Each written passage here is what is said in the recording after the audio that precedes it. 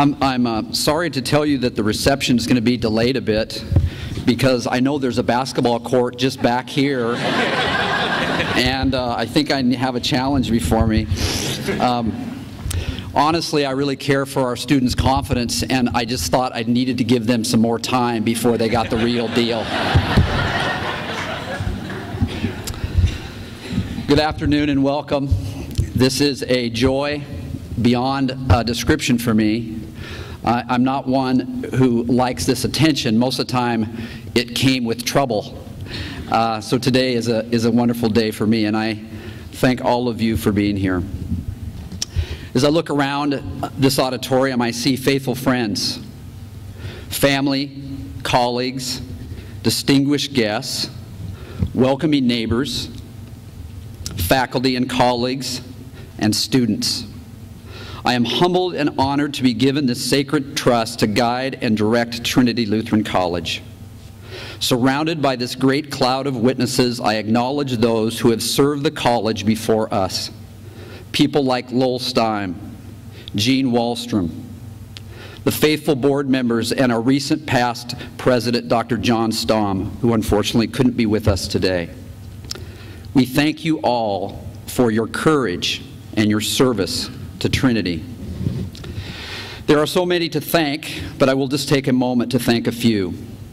First, our faculty, a small group of amazing, dedicated people. You inspire me. The staff and students of Trinity, thank you for your support by being here today.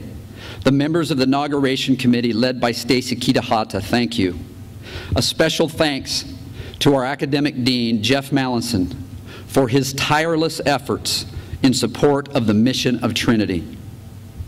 For the Board of Directors, Chair Ernie Fossey and Vice Chair Deborah Squires, also the Chair of the Search Committee, for seeing their way through a wild and woolly process to call me to this role of President at Trinity.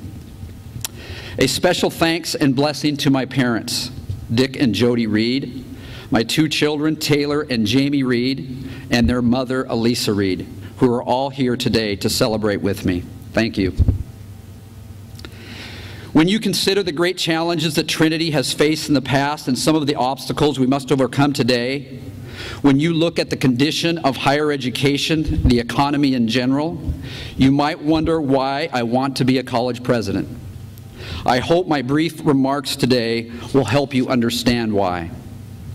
As I look back on my life, it seems that my vocation, my calling, leads me precisely to this college, and to this college, this town, and this historic theater where we now gather. I know there are challenges ahead, but I am made for this. Challenges are fun, especially when overcoming them makes an important difference in people's lives. A meaningful, life-changing challenge. How fun. That stirs my passion. In my heart, I'm a coach. I never really thought I would be a college administrator. Who would want to do that, right? Instead, I thought I wanted to be a famous basketball coach.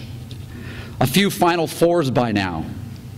But that wasn't the case, although I did win. I took the Yellow Jackets to the 4th grade soccer championship in McMinnville once. Thank you, thank you. Nevertheless, God has allowed me to use my love of coaching and teaching even now, but rather than a court or field, it's with organizations and with colleges and now with Trinity. When I was 25, I received a phone call from a dear friend who suggested I become the assistant basketball coach at Whitworth College and complete a master's degree at the same time. This decision moved me to Spokane, Washington, and was at Whitworth College, now university, that I began my journey in higher education. I feel there are many important similarities between coaching and effective leadership. Higher ed, like athletics, is made of people. A coach needs to define roles, ensure people know their roles, and that they fulfill them. Leadership gets people to do their very best, same as coaching. When people complete a task, they need feedback to know if they've executed properly. At times, they need feedback if it didn't work. I'm a nice coach, at least that's what most people say.